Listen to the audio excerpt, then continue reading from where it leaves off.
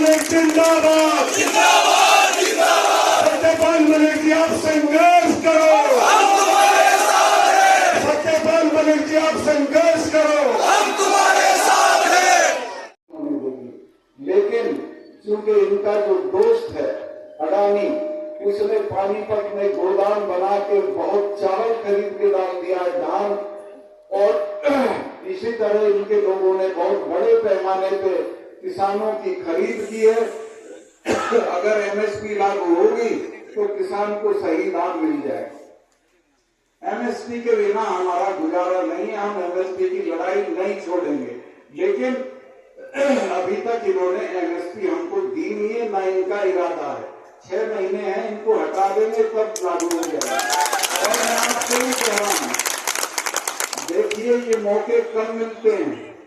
ये 6 महीने बाद पार्लियामेंट का ये मौका तो आपको मिला ही हुआ है, और पार्लियामेंट का मौका मिलेगा तो उस वक्त जात बिरादरी भुला के इकट्ठा होके दिल्ली की सरकार के खिलाफ वोट कर देना। किसान से आफत टल जाए और किसान सही रास्ते पे चला जाए। एक बात और मैं निवेदन करना चाहता हूं, और वो ये कि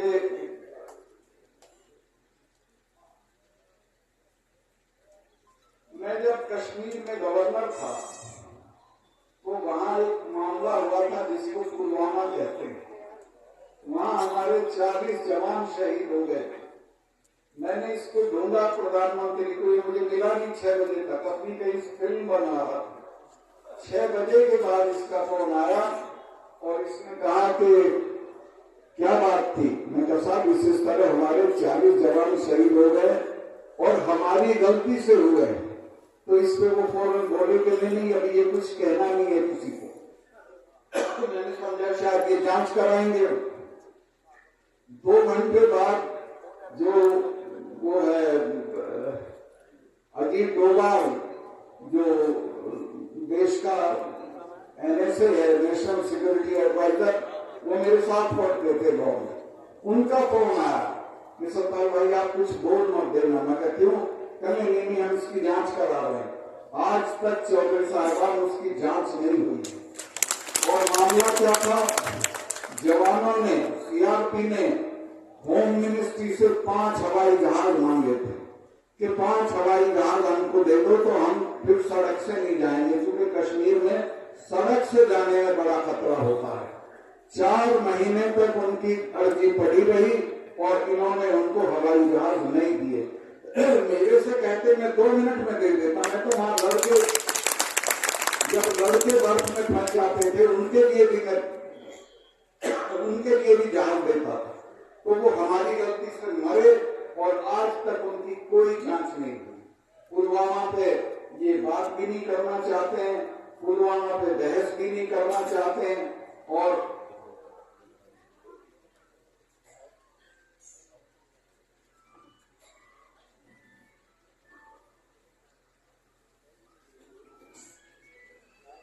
चौधरी सत्यपाल मलिक जिंदाबाद जिंदाबाद। सत्यपाल मलिक जिंदाबाद जिंदाबाद। सत्यपाल मलिक जिंदाबाद जिंदाबाद।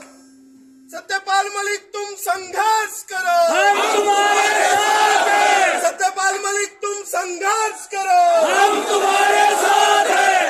मैं आपको बता रहा हूं, एक संघर्ष इसको कामयाब करिए और इसके बाद जब पार्लियामेंट का चुनाव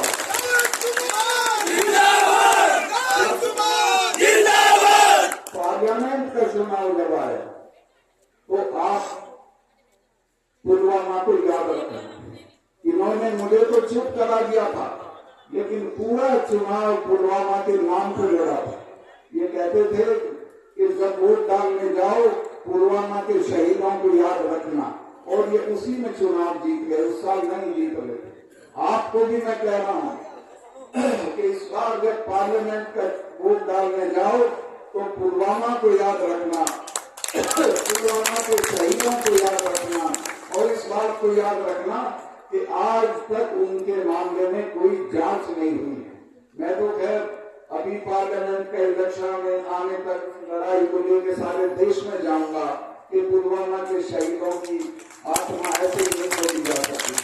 और आपको जान के अच्छा लगेगा कि यूपी में जो पुलवामा की विधवाएं हैं वो हाईकोर्ट में जा रही हैं।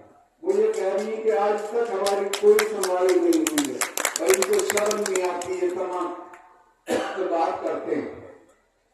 अभी वो मैच था, क्रिकेट था, उसमें हवाई जहाजों के करतब दिखाए गए। उन करतब दिखाने के लिए हवाई जहाज थे, लेकिन पुलवामा के शहीदों के लिए हवाई जहाज उनके पास नहीं। तो ये हमारे जवानों को, हमारी फौज को, हमारे किसानों को, सबको खत्म करना चाहते हैं। तो हिम्मत के साथ इनके खिलाफ खड़े हो जाओ और इनको भगा दो, इनको हटा दो। बहुत लंबा हो गया। शर्मा जी बहुत पॉपुलर आदमी है, इन्होंने बहुत काम आपके यहाँ किया है। इनका परिचय मेरे कराने की जरूरत नहीं है, आप सब जानते हैं। मेरा इनको पूरी तरह से सहयोग है, आशीर्वाद है और बहुत बहुत धन्यवाद।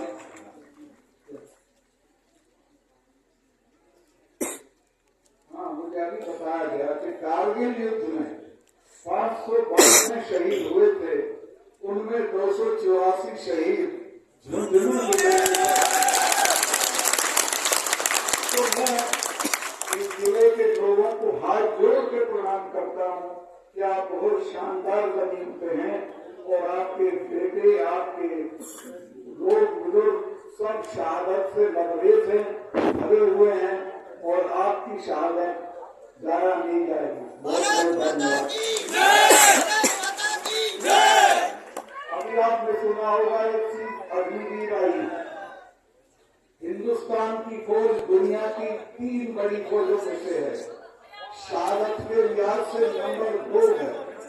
उसको खत्म करने के लिए ये अग्निवीर ले आए। सिर्फ 4 साल की नौकरी होगी, कौन उसके लिए शहादत देगा, कौन उसके लिए मरेगा।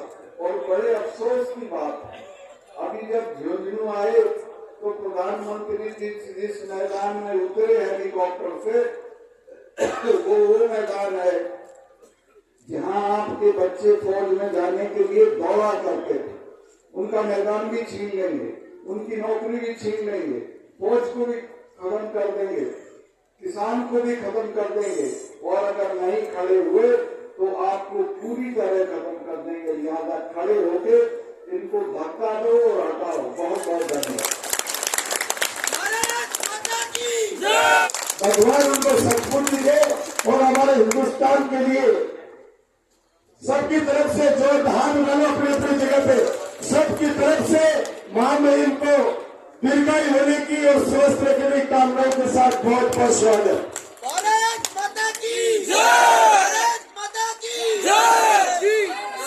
साथी सत्यपाल मलिक, तुम संघर्ष करो, हम तुम्हारे साथ हैं। साथी सत्यपाल मलिक, तुम संघर्ष करो, हम तुम्हारे साथ हैं। आज जेल में गया है, आज जेल में गया है, आज जेल में गया है। जय जवान, आज जेल में गया है। इस देश के मैं गाल के मोदी ने बता दो।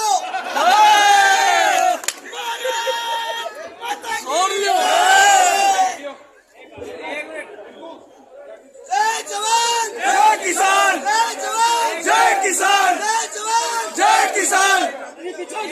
अजी थोड़ा थोड़ा थोड़ा थोड़ा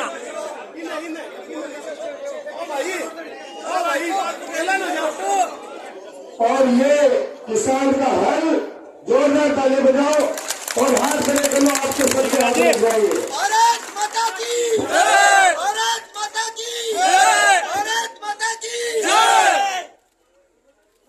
और ये तेजा जी महाराज का एक बहुत बड़ा प्रतीक चिन्ह, बोला तेजा जी महाराज की जय, तेजा जी महाराज की जय।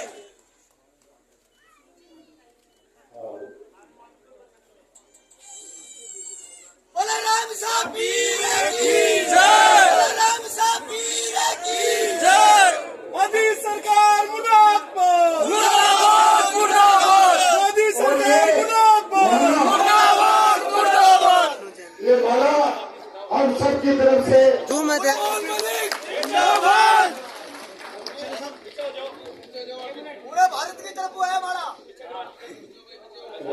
और कौन सा के भी हमारे किसान और छत्तीसगढ़ के लोग महामहिम बाप के लिए एक और जेली लेके आए हैं, एक और जेली लेके आए हैं। क्यों अमित शाह ने सरकार जाना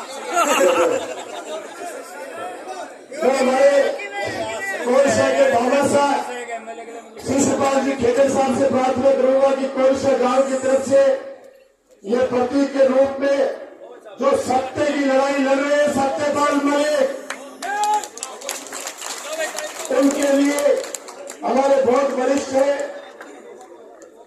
शिशुपाल जी खेतर और इनका सुपुत्र विश्व प्रसिद्ध डॉक्टर है डॉक्टर शिवा सुंदर।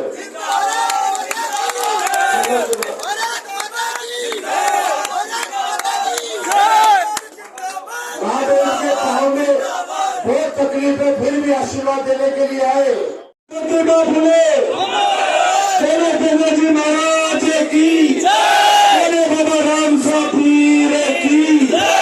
अब पीछे तक हाथ खड़े करके ताली बजाकर स्वागत करते हैं महामहिम सत्यपाल मलिक जी को। मैं आपसे सीधा रूबरू करा रहा हूँ।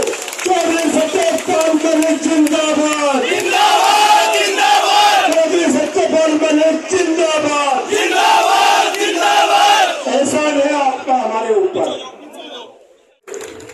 आपका जज्बा देख के, आपका शर्मा जी के प्रति स्नेह देख के मेरा हौसला बढ़ गया।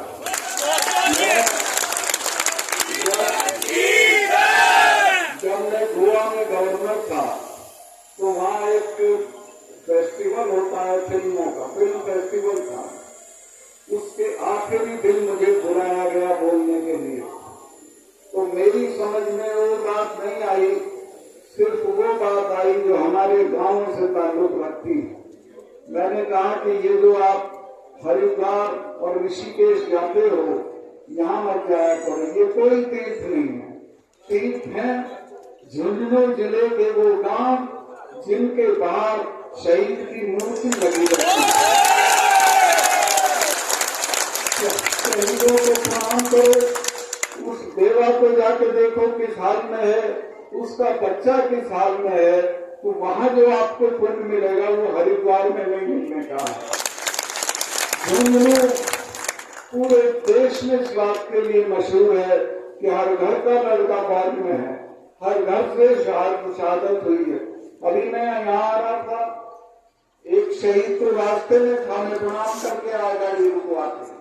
तो ये इस धरती की परंपरा है और मैं पूरे झुंझुनू के शहीदों को, उनके परिजनों को, सबको प्रणाम करता हूँ।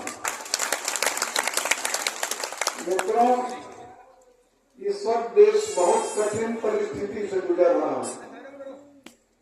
इस वक्त जो लोग ताकत में हैं, उन्होंने तय कर लिया है कि खेती को खत्म करेंगे, फौज को खत्म करेंगे, किसान को खत्म करेंगे और किसान की ताकत को खत्म करेंगे।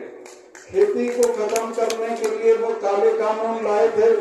मैं उस वक्त गवर्नर था, मैंने देखा कि ये कानून अगर लागू हो गए तो किसान तो तबाह हो जाएगा। मैंने तय किया कि मैं बोलूं, लेकिन मैं 10 दिन तक सोचता रहा कि मैं गवर्नर हूं, बोलूं ना बोलूं, क्या नतीजे होंगे। मेरे दोस्तों ने समझाया आपको उपराष्ट्रपति बना देंगे, ये कर देंगे। मैंने कहा कोई पद इस बात के सामने बड़ा नहीं है कि जब हमारे लोग संकट में हों और हम ना बोलें तो हम पे लानत। मैंने तय किया, अपना इस्तीफा जेब में रखा और मैं आपके माननीय प्रधानमंत्री से मिलने गया। उन्होंने पूछा क्या बात है सतपाल। मैंने कहा साहब ये 4 महीने से पड़े हैं, जिनको आप मैले कपड़े वाले समझते हो, इनकी 40-40 गांव की पंचायतों में बात सुनी जाती है, इनसे कोई बात तो कर दे। तो बोले नहीं, चले जाएंगे। मुझे बहुत बुरा लगा। फिर मैंने साहस बटोर के कहा कि नहीं साहब, आप तो छोटे छोटे लोगों से बात करते हो, ये तो किसानों के नुमाइंदे हैं, इनसे बात कर लीजिए। उसने कहा नहीं, ये बिना ही बात चले जाएंगे, आप छोड़ो। तो मुझे बहुत गुस्सा आ गया जब उन्होंने कहा कि चले जाएंगे। तो मैंने कहा ये जाएंगे नहीं, ये तब जाएंगे जब आप चले जाओ। वो उनकी तरफ देखने लगे। मैंने कहा आपको पता कि आप किन से लड़ रहे हो? आप इन सिखों से लड़ रहे हो, जाटों से लड़ रहे हो, किसानों से लड़ रहे हो। इनके बेटों ने तो आखिरकार भगत सिंह तो किसान का ही बेटा था। मैंने कहा कि ये जो सिख है, इनके गुरु ने अपने 4 साहबजादे कटवा दिए थे, लेकिन समझौता नहीं किया था। इसी तरह ये हमारे वाले, ये तो 6ठे महीने लाल किले पे चढ़े रहते हैं। इन्होंने तो अकबर की कब्र खोद के दाह संस्कार कर दिया था। तो ये लोग ऐसे नहीं जाएंगे जब तक आप इनसे बातचीत नहीं करोगे। खैर उस वक्त तो वो बहुत घमंड में थे। उसके 2-3 महीने बाद माफी मांग के वो कानून वापस लिए और उस वक्त ये कहा कि हम एमएसपी भी लागू करेंगे। पूरी दुनिया लाइन नजारा में देख रही है। पीछे तक हर व्यक्ति को धरती बचाने दोनों हाथ आकाश में लहराते हुए आजोश ऊर्जा और वहां पे उत्सव आप जीवेगा अपने बीच आबा ना बैठ लो है ही नहीं। 25 तारीख का ही मैं बताऊंगे। जिका पथ में आए एक बार खड़ा खड़ा आवाज आया बजा कर मैं उत्साह से बताऊंगा वाले कि आवा वीर सिंगड़ा है, सैनिका की शहीदा की आवा धरती है। आदरणीय पूर्व राज्यपाल चौधरी सत्यपाल जी मलिक आपके सामने मंच पर पदार्पण करता हुआ प्रथम चरण रखता है। विधानसभा की पावन धरती पर उतर चुका है। जो आपने कने पूछे आप खड़ा होकर दोनों हाथ ऊपर उठा